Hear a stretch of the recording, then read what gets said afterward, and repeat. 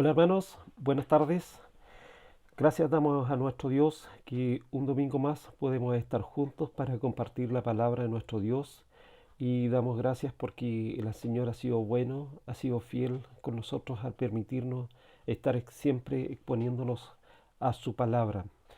Y una de las cosas que estuvimos viendo la vez anterior es que nuestro Dios nos ha hecho a nosotros cooperadores para que su reino sea proclamado en este mundo, porque lo que el Señor quiere es que el hombre le conozca y que el hombre termine glorificándolo, exaltándolo, reconociendo que nuestro Dios es un Dios bueno, que nuestro Dios es un Dios misericordioso. Y el Señor quiere darse a conocer. En el tiempo pasado, esto lo hizo a través de los profetas, a través de las escrituras, y ahora en este tiempo el Señor lo quiere hacer a través de nuestro Señor y Salvador Jesucristo. Él nos ha hablado en su Hijo, como dice allí en Hebreos en el capítulo 1. Y el propósito de nuestras vidas ahora es de proclamar el Evangelio de nuestro Señor Jesucristo. Y ese propósito nosotros lo vemos aquí en Mateo 28, 16, 18 al 20. Y Jesús dice, se acercó y les habló diciendo, toda potestad me es dada en el cielo y en la tierra.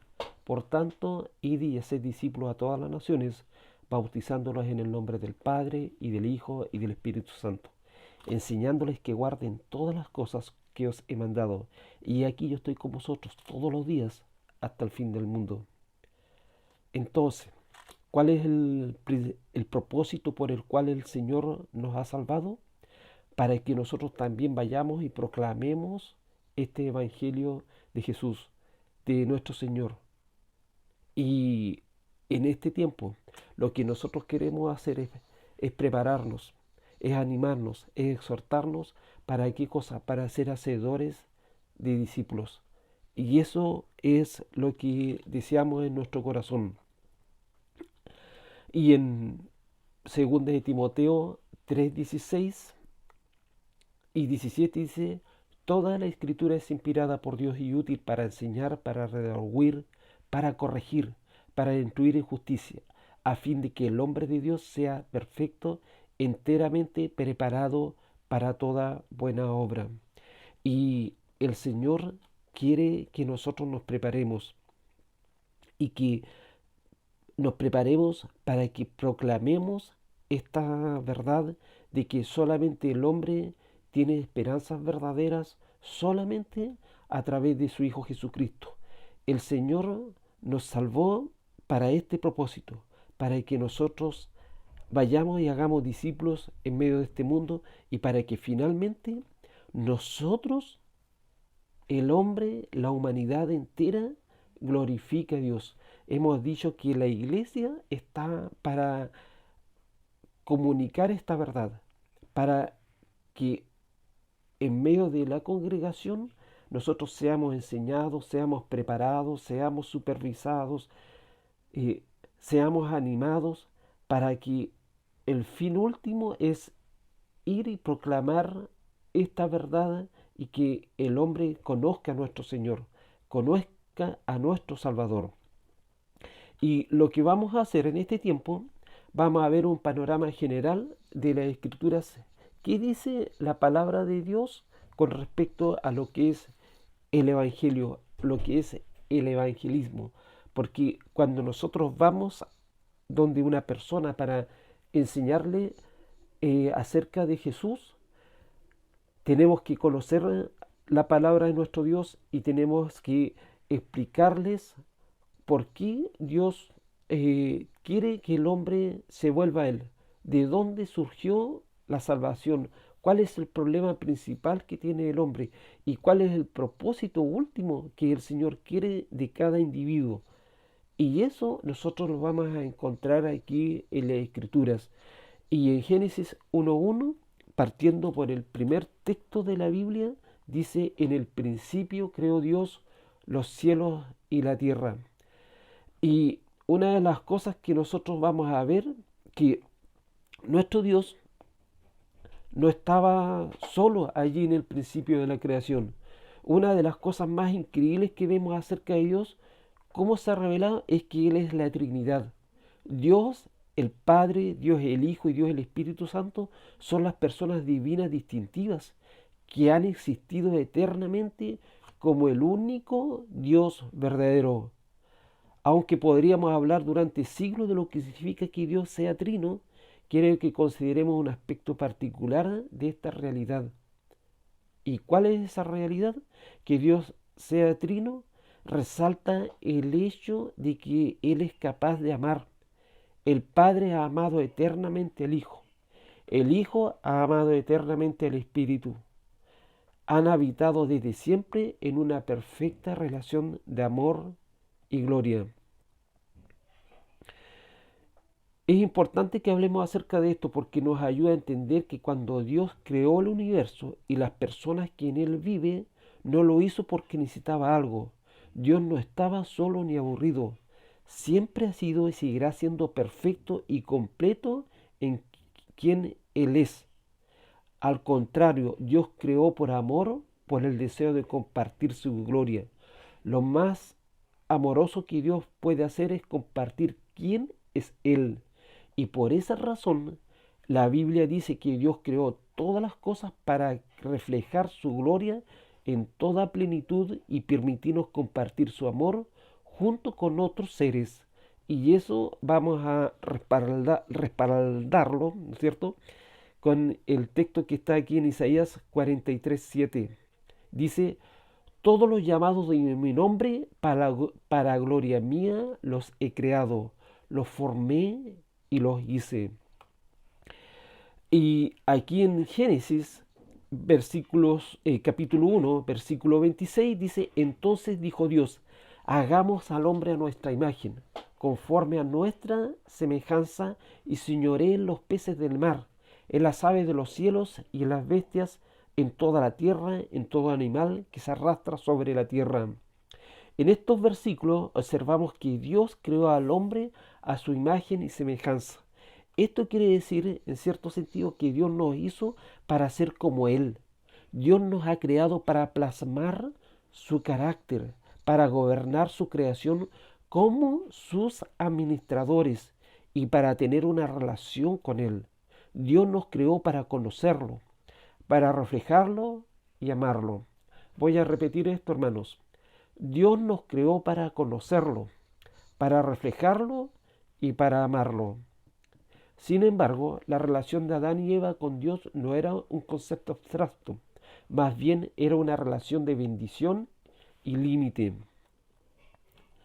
Y vamos a ver aquí en Génesis capítulo 2, versículos 16 y 17, y dice, y mandó Jehová Dios al hombre diciendo, de todo árbol del huerto podrás comer, mas del árbol de la ciencia y del bien y del mal no comerás, porque el día que de él comieres, ciertamente morirás.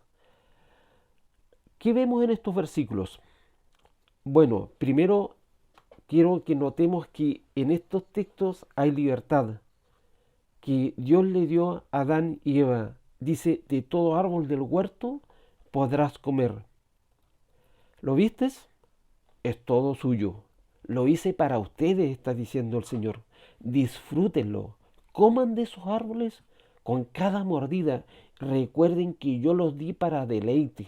Dios creó al mundo bueno y lo creó para nuestro disfrute y eso da gloria a Dios. El disfrute, no obstante, debe ser cuidado por la verdad de Dios. A la luz de esto, nuestra segunda observación debería ser la restricción. Dios da un mandato y una consecuencia en el versículo 17. Más del Señor le está diciendo a Adán y a Eva, más del árbol de la ciencia del bien y del mal no comerás, porque el día que de él comieres, ciertamente morirás. Dios es santo. Si el hombre se rebelara contra él, él lo juzgaría. El hombre fue creado para conocerlo, disfrutarlo y adorar a Dios. Al hacer esto, el hombre glorifica a Dios. Voy a repetir nuevamente esto. El hombre fue creado para conocerlo, para disfrutarlo y adorar a Dios.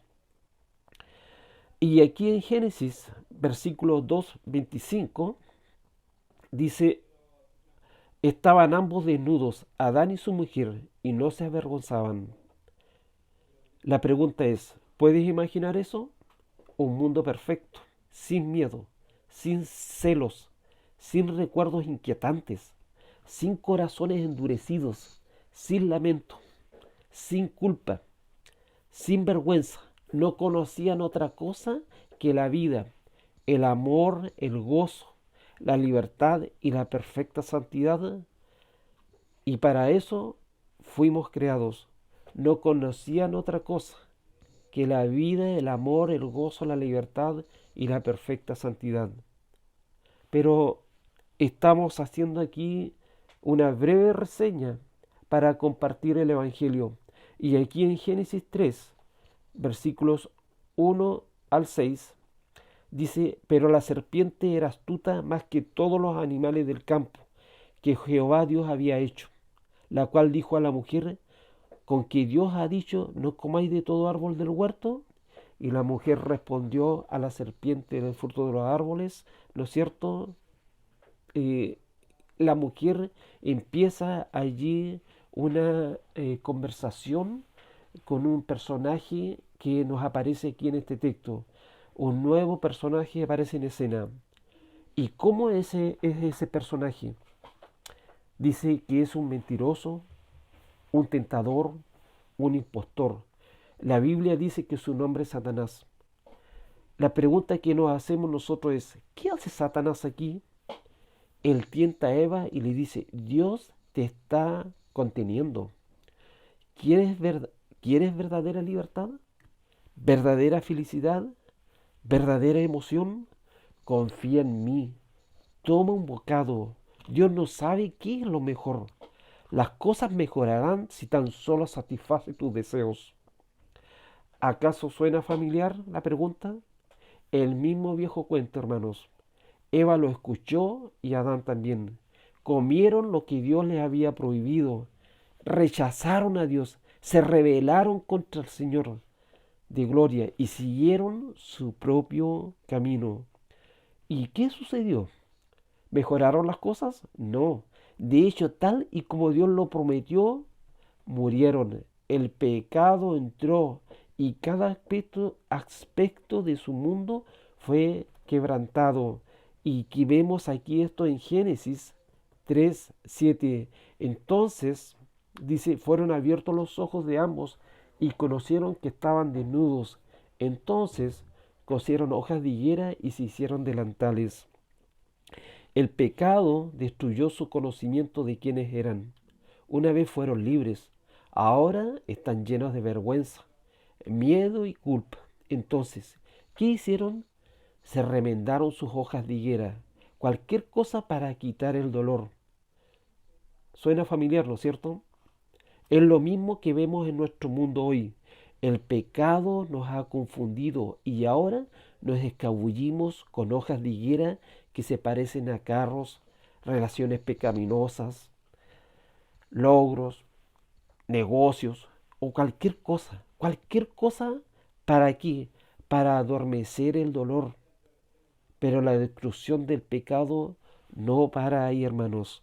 Aquí en Génesis capítulo 3, versículo 8, nosotros aquí vemos uno de los textos más tristes en toda la Biblia. Hay muchos textos tristes en la Biblia, hermanos, pero aquí hay uno de esos.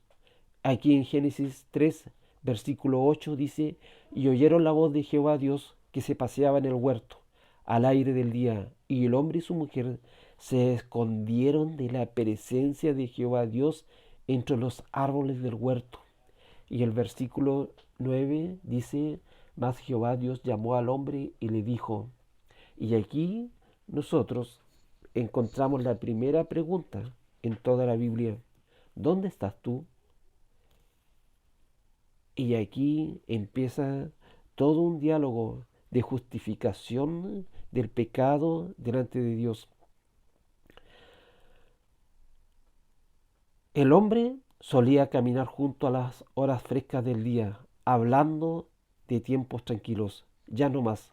Ahora se esconde de Dios por miedo. ¿Qué hace Dios? ¿Qué dice Dios? Esta es la primera pregunta en la Biblia. ¿Dónde estás, Adán y Eva? Porque Dios preguntó esto. ¿Estaba confundido? No. ¿Qué estaba haciendo? ¿Qué quería de ellos? Quería, dice, una confesión. Quería que salieran y dijeran, lo hice, pequé, comí, no confié en ti, no creí que los caminos eran justos y que tú eras bueno, pequé. En cambio, ¿qué es lo que vemos nosotros? Ellos se escondieron. Y eso es lo que hemos estado haciendo desde entonces. Nos escondemos, inventamos excusas, desarrollamos filosofías, creemos en cosas que rayan en lo absurdo. Hacemos lo que sea para justificarnos, nos escondemos, pero la pregunta de Dios es la misma. Y esto es lo que quiero que nosotros nos guardemos hoy día, en este día. Esta es la pregunta de Dios, hermano, que cuando nosotros vamos a evangelizar es, ¿dónde estás? Esta pregunta, por cierto, es parte del Evangelio. En nombre del Señor, en nombre del Señor vamos y le pedimos a las personas que sean honestas acerca de dónde están con Dios.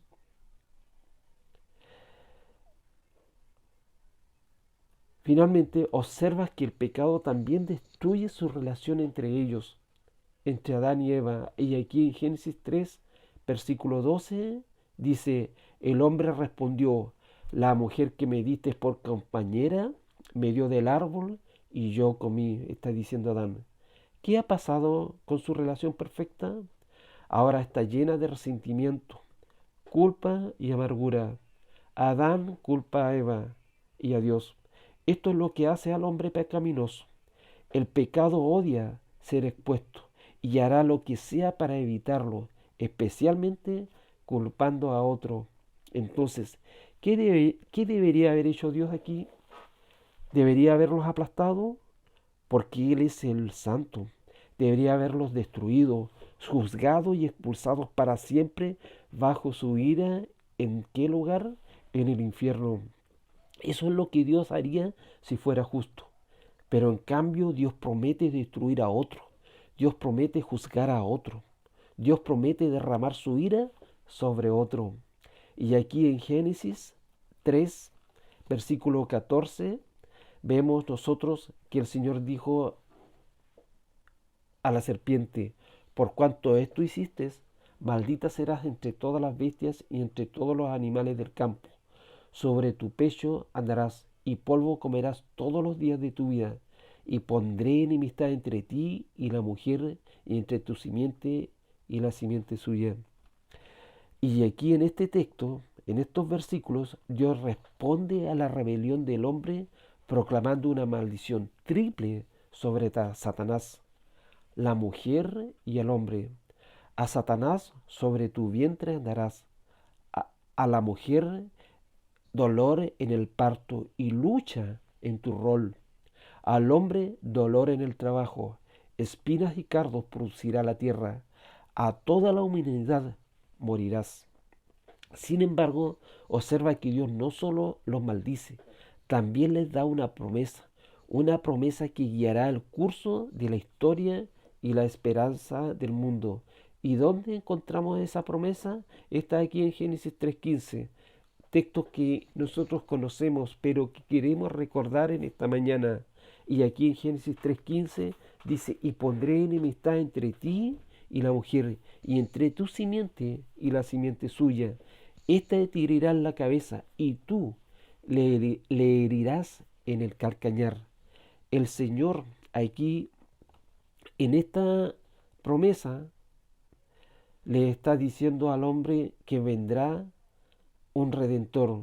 Dios da la promesa de que un hombre vendrá, será herido o lastimado por la serpiente, pero que al final él aplastará su cabeza. Dios promete enviar un libertador, uno que hará frente al enemigo. ¿Y qué va a hacer? Lo va a derrotar, pero que en este proceso él mismo será herido. Suena familiar, ¿no es cierto? Este texto es llamado el protoevangelio. La primera proclamación del Evangelio la encontramos aquí en Génesis 3:15. Esta es la primera promesa mesiánica que nosotros encontramos en la Biblia a partir del capítulo 3 del libro de Génesis. Después de esta promesa, Dios les da una imagen para ayudarles a recordar la promesa. Y aquí en Génesis 3:21 dice: Jehová Dios hizo al hombre y a su mujer túnicas de pieles y los vistió. Repito, hermano, después de la promesa de Génesis 3:15, Dios les da una imagen para ayudarles a recordar la promesa. ¿Qué ha hecho Dios aquí? Dios les hizo túnicas de pieles. ¿Cómo consigue túnicas de pieles? Algo tiene que morir. La sangre de un animal inocente es derramada y ahora Dios quita las hojas de higuera de Adán y Eva y los viste con las túnicas inocentes de uno que murió en su lugar. ¿Suena familiar? Sí. Esa es una ilustración de lo que Dios hace por aquellos que confían en Cristo. En Génesis 3:24 vemos algo también que es muy triste. Aquí se cortó la relación de Dios con el hombre. Y dice aquí en Génesis 3:24, echó pues fuera al hombre y puso al oriente del huerto de Edén querubines y una espada encendida que se envolvía por todos lados para guardar el camino del árbol de la vida. El Señor expulsa a Adán y Eva del huerto, pone un querubín con una espada encendida. ¿Para qué cosa? Para impedir el acceso al árbol de la vida. Y comienza la espera. La pregunta que nosotros tenemos que hacernos aquí: ¿quién será la simiente de la mujer? ¿Cómo será? ¿Cómo le reconoceremos? Y de esto trata el resto del Antiguo Testamento. Expectativa. Alguien viene un libertador que derrotará a Satanás, que los vestirá con inocencia y los restaurará para Dios. Pero, ¿quién vendrá? ¿Quién será este Cordero inocente? En Génesis 5 enumera nombres tras nombres, como una agenda telefónica, hasta un hombre llamado Noé, cuyo nombre significa descanso. Entonces nos preguntamos, ¿será Noé quien dará descanso al mundo manchado de pecado? No en forma definitiva, pero recibimos otra representación de Cristo. Dios prometió que se avecinaba un diluvio y que cualquiera que entrara al arca con fe pasaría por el juicio y sería llevado a un nuevo mundo, a un mundo nuevo. Suena familiar, ¿no es cierto? Después del diluvio, la rebelión del hombre continuó y construyeron una torre donde buscaban exaltarse hasta los cielos para su gloria. ¿Qué hizo Dios? Los juzgó y los esparció, confundidos y sin dirección. Pero en medio de esa oscuridad, Dios llamó a un hombre llamado Abraham, y por medio del cual nacería la nación de Israel. Él prometió a Abraham que sería bendecido y que a través de sus descendientes todo el mundo también lo sería. De aquí podemos entender que la simiente de la mujer, la simiente prometida, sería un descendiente de Abraham. Desde ese momento la historia de Israel es así. Se mudan a Egipto por causa de una hambruna de la cual Dios los liberó. Se convierten en esclavos bajo las órdenes de un malvado faraón, del cual Dios los libera por medio de un hombre llamado Moisés. Uno de los últimos actos de liberación llegó cuando Dios llamó a la nación a derramar la sangre de un cordero inocente y untarla en los marcos de sus puertas como un testimonio de su fe en la promesa de Dios de pasar por alto sus pecados y no juzgarlos. ¿Quiénes lo hicieron? Vieron. ¿Quiénes lo hicieron? Vivieron. Y quienes no, perdieron a su primogénito en el juicio. Seguido de esto, Dios milagrosamente los guió a través del Mar Rojo y hasta un lugar llamado Monte Sinaí. Allí Dios dio su ley a su pueblo para que conocieran quién es Él y cómo Él exige que ellos vivan. en vista de que Dios sabía que no cumpliría su ley perfectamente, proveyó un sistema sacrificial mediante el cual un sacerdote ofrecía un cordero inocente como un acto de fe que Dios pasaría por alto sus pecados. Ahora bien, sabemos por el Nuevo Testamento, y esos textos los encontramos nosotros aquí en Hebreos en los capítulos 9 y 10, que estas ofrendas eran simples sombras que apuntaban a un sacrificio superior que habría de venir. Tenía la intención de causar anticipación, año tras año, animales y sangre, ofrendas y oración. Todo esto eran sombras que apuntaban a un sacrificio superior. En el transcurso, Israel se rebelaba constantemente y Dios trataba con ellos por su pecado, pero nunca, hermanos, los abandonó. En cambio, les hizo más promesas y le dio más de su misericordia. En los días de Samuel pidieron un rey para ser igual al resto de las naciones, y eso nosotros lo encontramos allí en Primera de Samuel en el capítulo 8. Luego de haber recibido a un rey malvado, Dios promete levantar a un rey conforme a su corazón. Promete que sería un rey del linaje de Dios, quien tendría una casa, un trono y un reino que nunca acabarían. Y eso lo encontramos aquí en 2 de Samuel, en el capítulo 7, versículos 12 y 13. Y cuando tus días sean cumplidos y duermas con tus padres, yo levantaré después de ti a uno de tu linaje, el cual poseerá de tus entrañas, y afirmaré su reino. Él edificará casa a mi nombre, y yo afirmaré para siempre el trono de su reino. Promesas que Dios le está dando a su pueblo Israel. Promesas de un redentor, de un salvador. Dios también promete a su pueblo que este rey eterno nacería de una virgen. Aquí lo tenemos en Isaías 7:14. Por tanto, el Señor mismo dará señal. He aquí, la virgen concebirá y dará a luz un hijo, y llamará su nombre Emmanuel.